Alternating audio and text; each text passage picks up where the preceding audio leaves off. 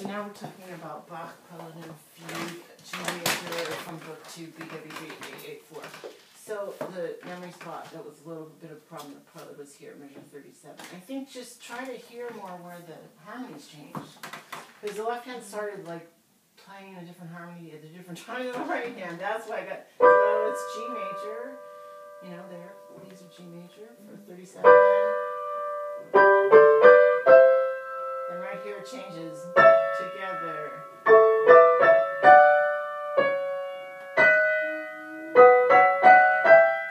Just try to hear those going by as you play it.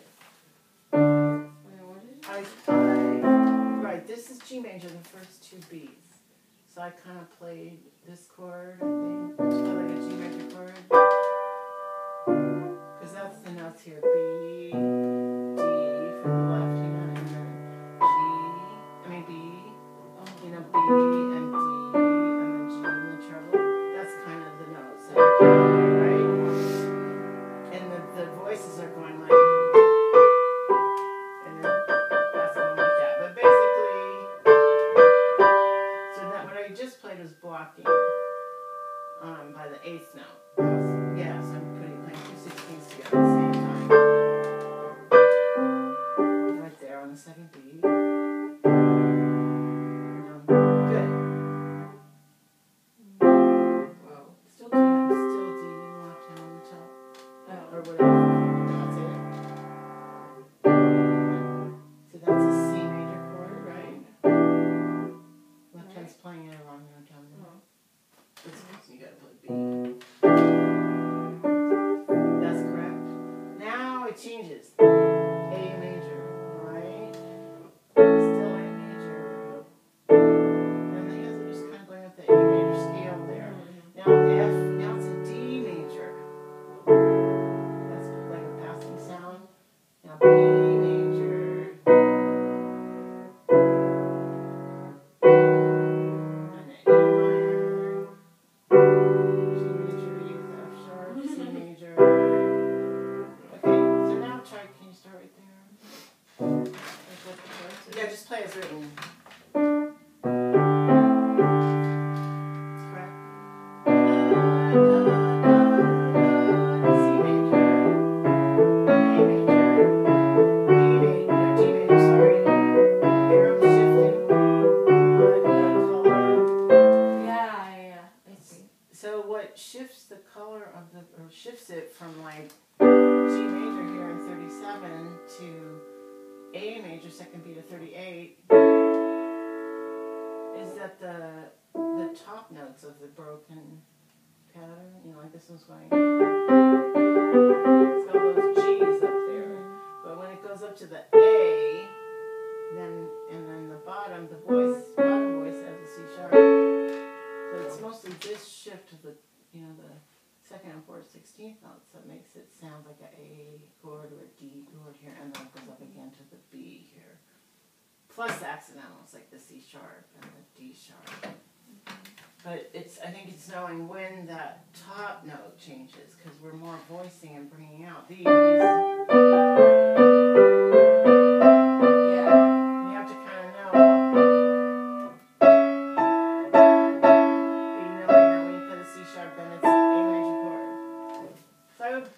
It like we did where we played both notes of each 8th note pulse together. Okay. That'll help you and try to be listening to the chords. Okay, A major, and I would name them too. And like we just did, A major, B major, blah blah blah. So that was one probably you hadn't done before. And then right here is. Ooh, I didn't remember that. It's just the left hand. Like it just gets confused.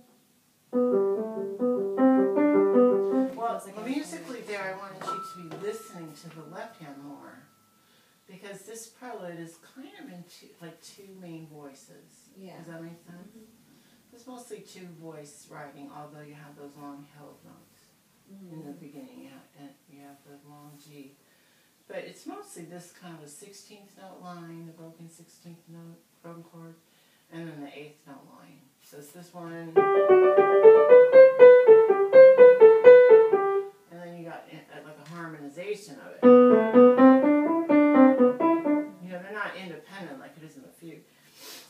should play the whatever one, probably the 16th note line louder every time. So what you did is you play the right hand louder, but I think you should play the left hand louder when you get here. Okay. Because I felt like you weren't hearing the left hand. Okay. And I think that's why you got confused. Or maybe you just think you're confused and that's why you didn't want to play it loud. No, it might be the other way around, I don't know. But let's try playing just this.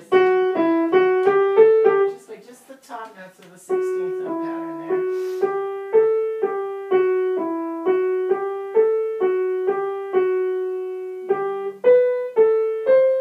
Now play do the same thing for the left hand. You're going to play G, F sharp, B, C, G, C.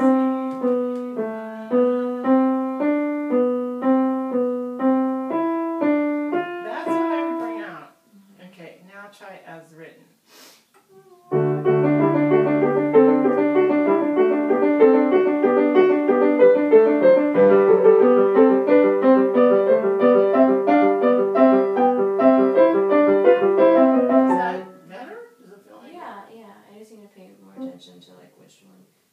Just 16th note. Yeah. Okay, but naturally, you know, kind of the way we're built, our ear goes to the higher notes. And also that's what, you know, most piano music we're usually told to bring out the right hand. Yeah.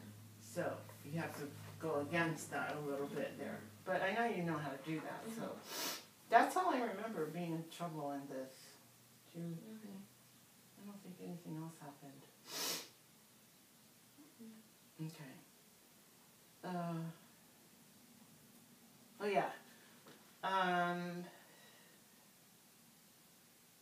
Just some musical comments. In measure 8, I would make those staccato. So you're going. Oops. I'm sorry.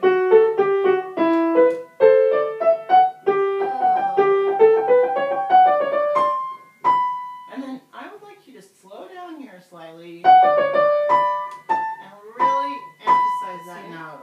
Yes. Because you moved your hand over there, but it didn't play. Take your time. Make sure it plays. This is dramatic. It's a big change in the texture. You know, on the other hand, agreeing. There again, they're still kind of together, you know, but that's a big deal. You didn't speak even. You need a little rubato there to make sure that you play this note and that it's longer and we hear it. So do go back and do point in here and play these detached, these 8th notes in measure 8. We'll start from here, measure 5.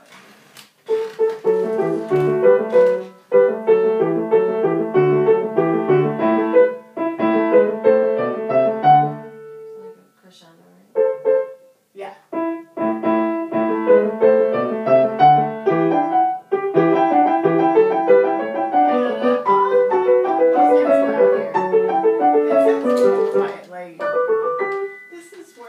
Begins is on the downbeat.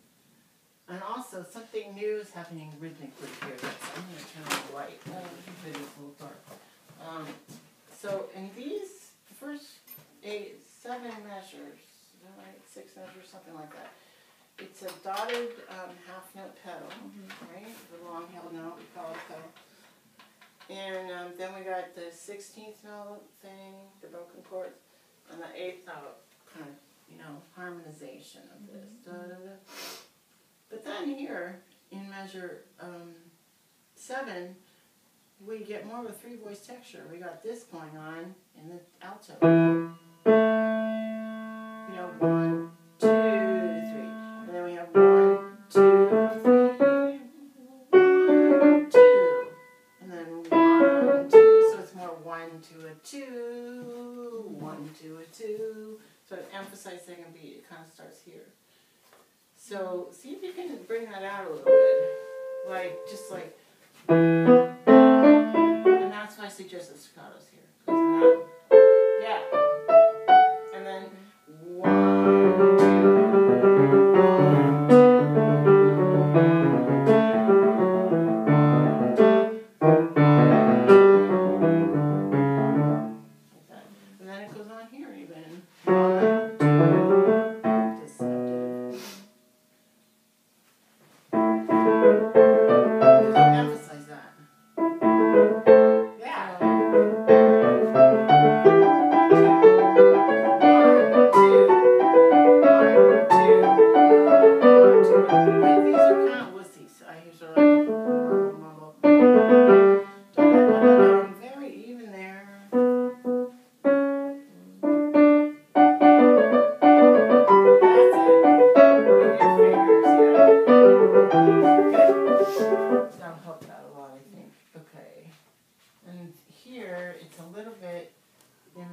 20, 33, 34. That's a little bit the same idea of emphasizing the second beat. It's just a variation of it.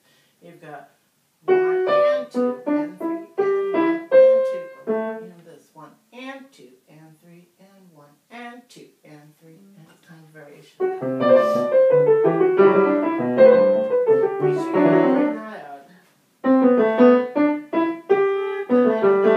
That. The second beat. There we go. That's it.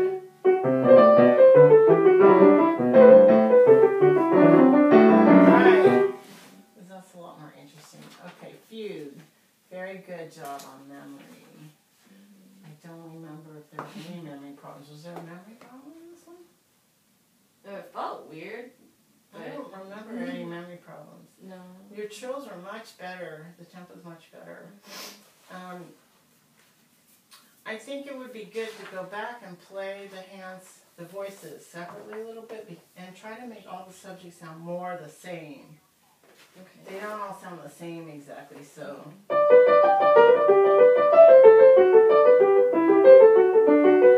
And then.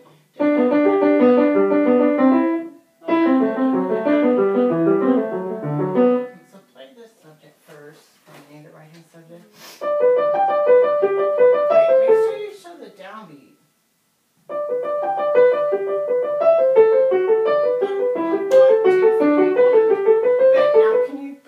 Nice left notes that we talked about without being quite so. Sounds like it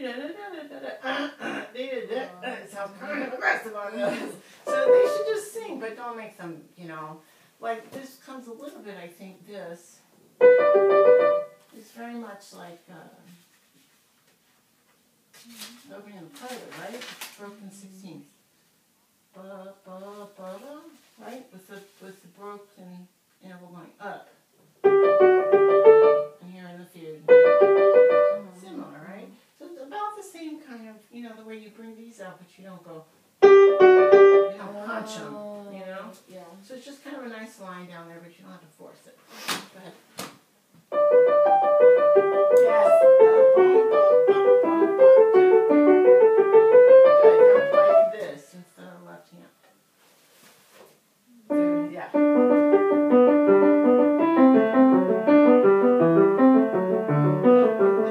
See if you can make that sound just nice and light and happy as when you do the right hand. It doesn't sound quite as good.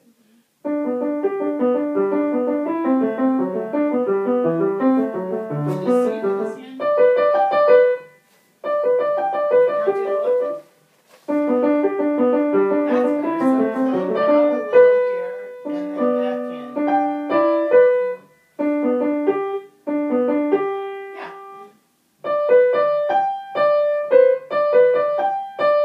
And the two outside the black keys. When you go back to it.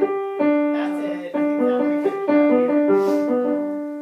That's alright. Now to this one. It doesn't sound very organized here. It just sounds kind of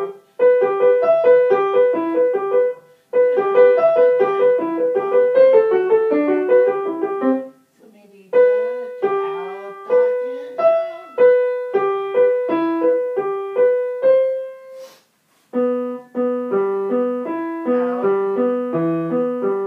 That's it. I guess it's one shape here.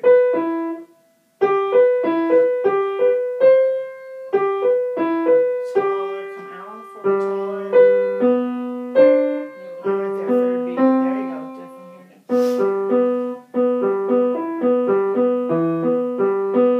That's it.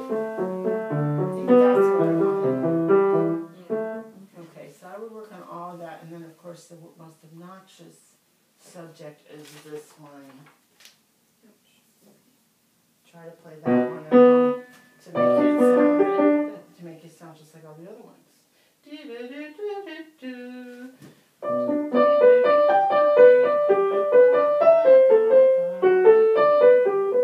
try both hands. Good luck. So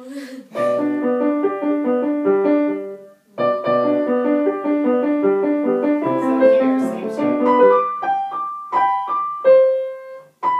Out, forward and taller.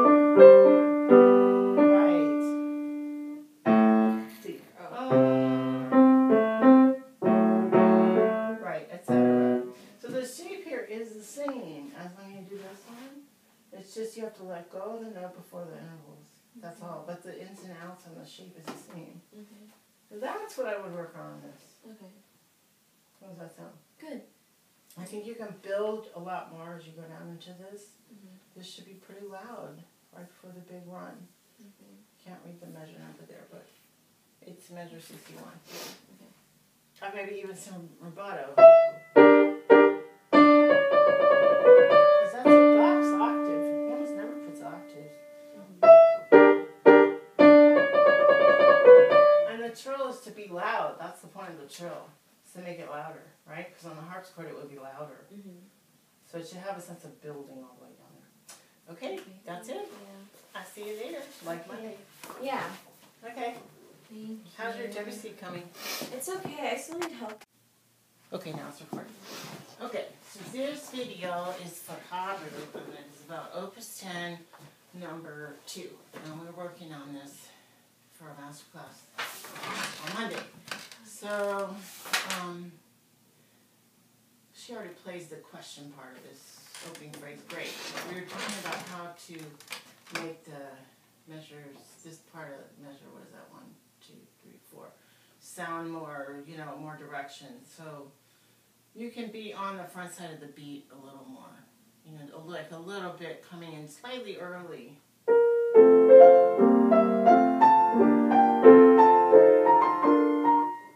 And a couple other things we talked about were a shape of like going under here, this way under, then keeping the arm moving on its way to the next note, then down, around and under, down, around, and then more crescendo, nice crescendo as marked in the score, and then shorten the dotted 32nd note, long on the 8, the 16th.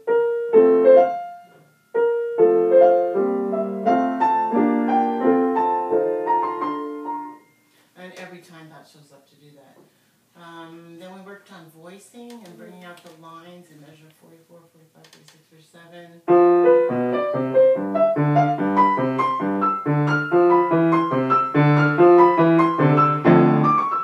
And then just full forte all the way through those descending 16-note triplets. Nice sforzando. And then nice beefy chord here, not like thick, but voice. Keep these full, and that's an overshape. Tall on the thumb.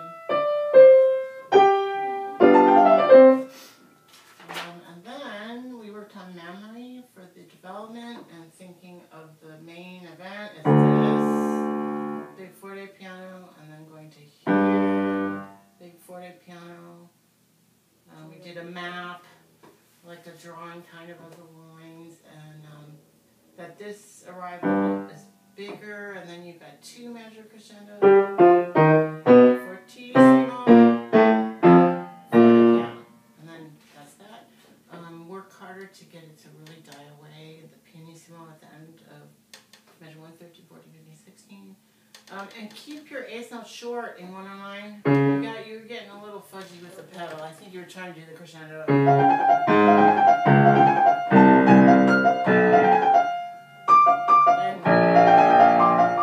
Just remember, we had to work on that before. Okay. And then we were talking about this beautiful cello line in 150, 60, 70, 180. So,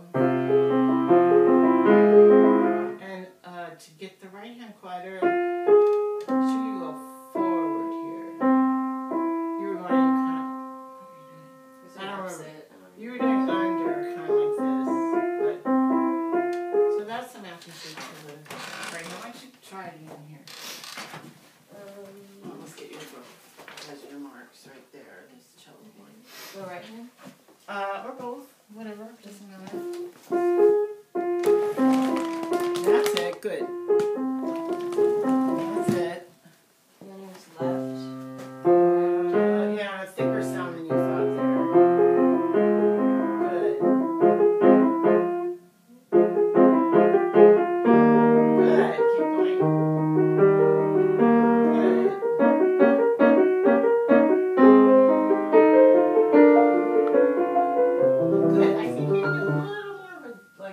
bringing the right hand here because it's more interesting.